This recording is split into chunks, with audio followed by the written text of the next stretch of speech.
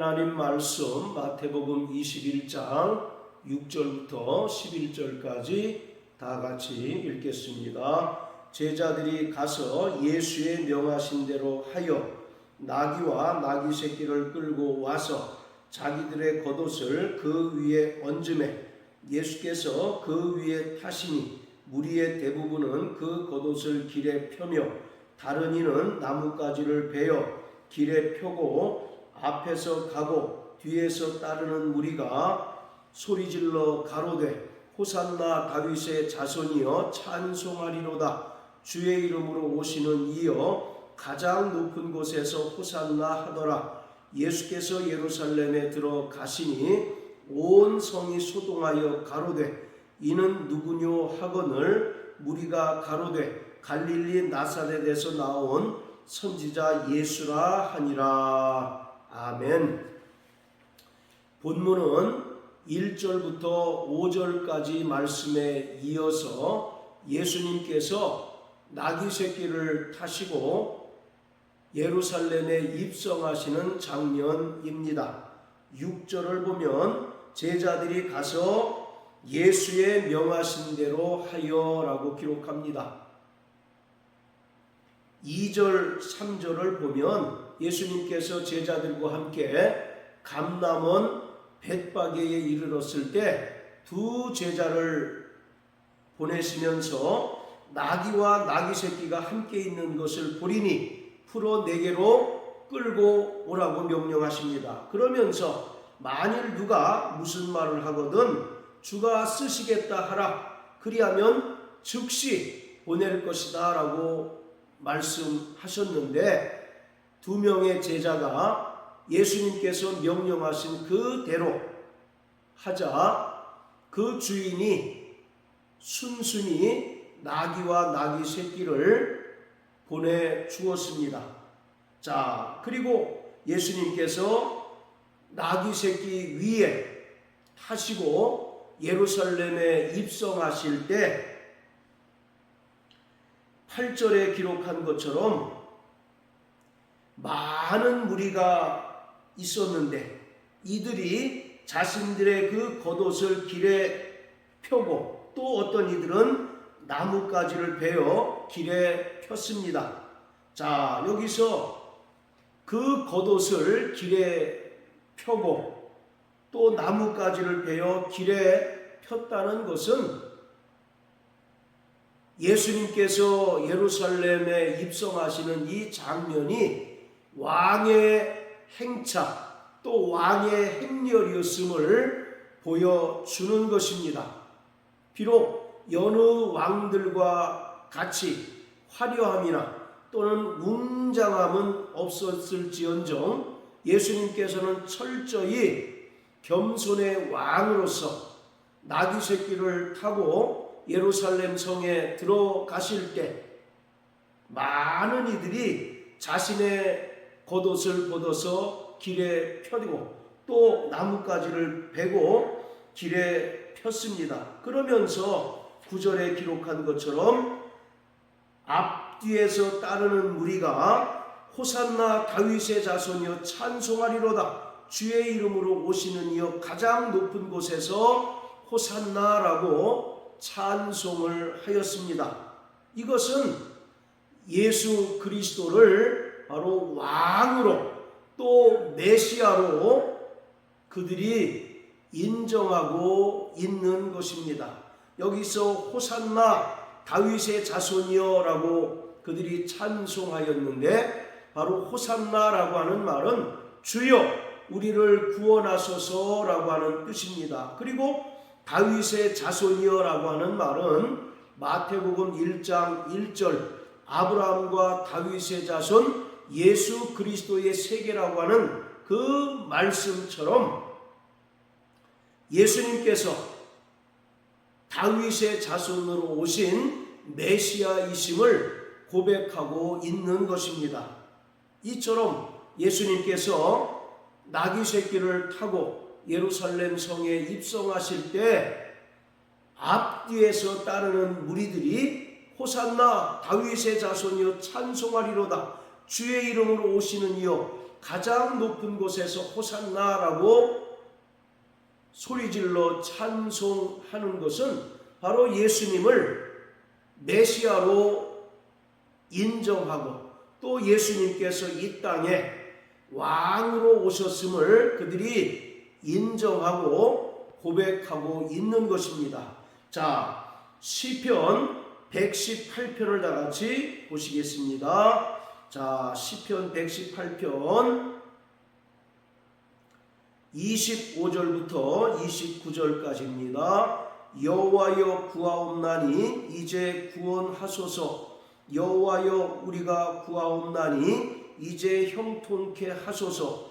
여호와의 이름으로 오는 자가 복이 있으니요 우리가 여호와의 집에서 너희를 축복하였도다. 여호와는 하나님이시라. 우리에게 비추셨으니 줄로 희생을 제단불에 벨지어다. 주는 나의 하나님이시라. 내가 주께 감사하리로다. 주는 나의 하나님이시라. 내가 주를 높이리이다. 여호와께 감사하라. 그는 선하시며 그 인자하심이 영원함이로다. 시편 118편은 이스라엘 백성이 초막절 절기를 지키는 동안 행했던 관례를 기록하고 있습니다. 25절에 보면 여호와여 구하옵나니 이제 구원하소서. 여호와여 구하옵나니 이제 형통하소서라고 이스라엘 백성들이 하나님께 소리질러 외쳤는데 여기서 이제 구원하소서라고 하는 말이 호산나라고 하는 말입니다. 그리고 이스라엘 백성들이 초막절 절기에 종려나무 가지를 들고 여호와 하나님께 찬송을 합니다. 이것은 이스라엘 백성들이 하나님께 비를 구하는 그러한 내용입니다. 그들에게 있어서 비라고 하는 것은 절대적으로 필요한 요소이기 때문에 이스라엘 백성들은 초막절 절기 동안 실로암 연못에 가서 물을 기르다가 제단에 붓습니다. 그러면서 호산나 다윗의 자손이여 찬송하리로다 라고 소리 지르고 또 어떤 이들은 종려나무 가지를 흔들면서 여호와 하나님께 찬송을 합니다. 오늘 예수님께서 예루살렘에 입성하실 때 이 모습은 흡사 시편 118편에 기록된 것처럼 이스라엘 백성들이 초막절 지키는 그 관례를 보고 있는 것 같습니다. 이것은 한마디로 이스라엘 백성들이 이 땅에 오신 메시아가 바로 예수라고 하는 사실을 고백하고 있는 것입니다. 물론 그들이 예수님을 죄에서 구원하실 대속자 또 메시아로 보지 못하고 정치적인 메시아로 보고 있기는 하지만 예루살렘에 입성하시는 예수님을 보고 이스라엘 백성들이 바로 이 예수가 메시아이심을 알고 그의 겉옷을 길에 펴고 또 종려나무 가지를 베어서 길에 펴고 있습니다. 이것은 예수님께서 이 땅에 오신 메시아이심을 이스라엘 백성들이 고백하고 있는 것입니다. 그러자 10절에서 예수님께서 예루살렘에 들어가시니 온 성이 소동하여 가로되 이는 누구뇨 하거늘 이라고 합니다. 여기서 소동한다라고 하는 말은 마치 큰 지진이 나서 땅이 흔들린 듯한 그런 상태를 말하고 있습니다. 즉 예수님께서 예루살렘에 입성하시는 것이 모든 이스라엘 백성에게 큰 사건이었다는 것을 보여주고 있습니다. 그러자 11절에 보면 무리가 가로되 갈릴리 나사렛에서 나온 선지자 예수라 하니라고 말합니다. 바로 예수님께서는 이 땅에 그리스도로 오신 분이십니다. 그리스도라는 말은 기름 부음을 받은 자라는 뜻입니다. 왕과 제사장과 또 선지자를 임명할 때 순결한 감람 기름을 그 머리에 부음으로써 왕과 선지자와 제사장을 임명하는 것처럼 오늘 예수님께서 아무도 타보지 않은 나귀 새끼를 타고 예루살렘 성에 입성할 때에 이스라엘 백성들이 하는 일련의 이런 행위는 철저히 예수님께서 이 땅에 그리스도로 오셨다는 사실을 인정하고 고백하는 것입니다. 물론 그들은 말씀드린 것처럼 자신들을 죄에서 구원하실 메시아로 예수님을 인정하지 않지만 바로 다윗의 자손으로 오신 정치적인 메시아로 인정하고 있었던 것입니다.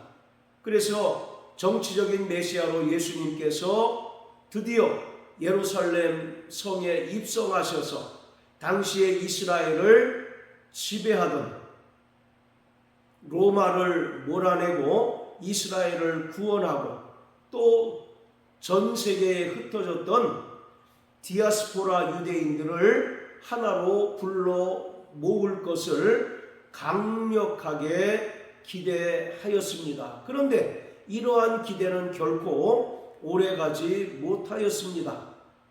예수님께서 산헤드린의 재판을 통하여 이방인인 빌라도 총독에게 넘겨져서 초라한 모습으로 죄인의 모습으로 십자가에 달리셨을 때 그들이 예루살렘 성에 예수님께서 입성하실 때의 그 모습과는 전혀 정반대의 모습으로 예수님을 비아냥거리고 비난하고 조롱하는 것을 볼 수가 있습니다.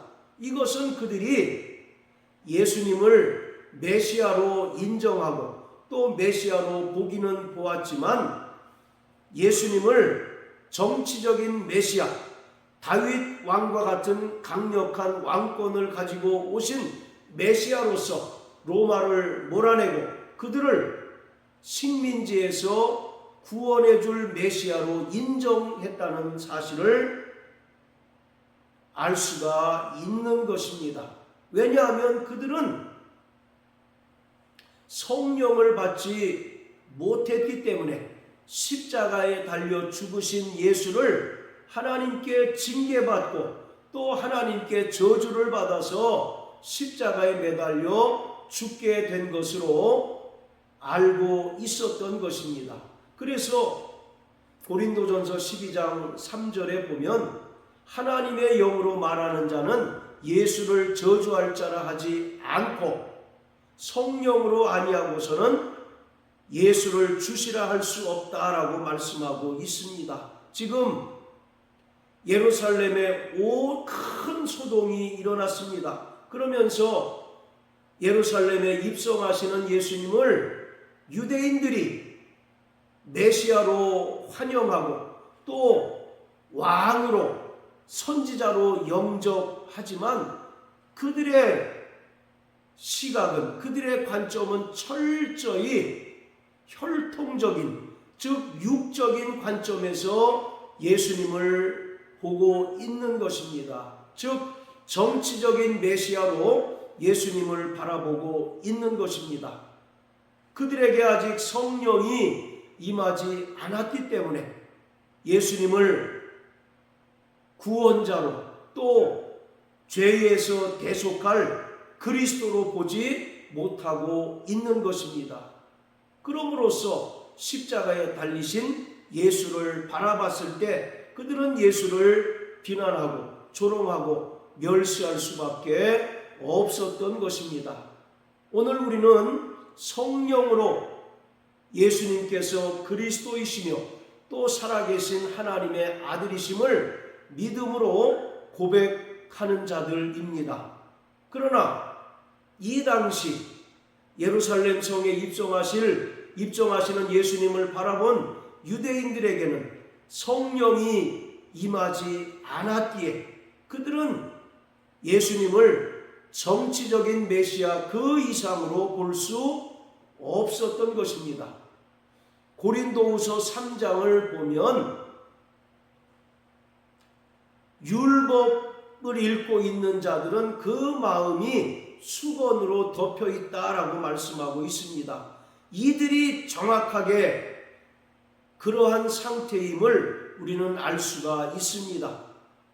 바리새인들, 서기관들, 그리고 율법의 예언이 이루어지기를 희망하는 유대인들이 모여서 예수님을 메시아로 환영하고 또 영접하지만 그들은 여전히 그 마음이 수건으로 덮여 있기 때문에 예수님을 올바로 바라볼 수 없고 정치적인 메시아로 바라보고 있었던 것입니다. 우리는 성령을 통하여 예수가 그리스도이시며 또 살아계신 하나님의 아들이심을 고백함으로 구원받은 자인 것입니다. 그리고 천국 시민권을 소유한 자들입니다. 그렇기 때문에 우리는 날마다 성령 충만하여 성령의 인도하심을 따라 예수가 그리스도이시며 살아계신 하나님의 아들이심을 알지 못하고 믿지 못하는 자들에게 담대히 이것을 증거하는 자들이 되어야 합니다. 사도 바울은 자신을 가리켜 복음의 제사장이라고 소개하고 있습니다. 제사장은 하나님과 죄인을 연결시켜주고 또 화목케 하는 역할을 감당하는 자들입니다. 마찬가지로 오늘 사도 바울뿐만 아니라 구원받은 모든 성도들 역시 복음의 제사장의 역할을 감당해야 하고 그 사명을 충실히 감당해야 합니다. 이러한 사명을 감당하는 저와 여러분들 되시길 예수님 이름으로 축복합니다. 할렐루야.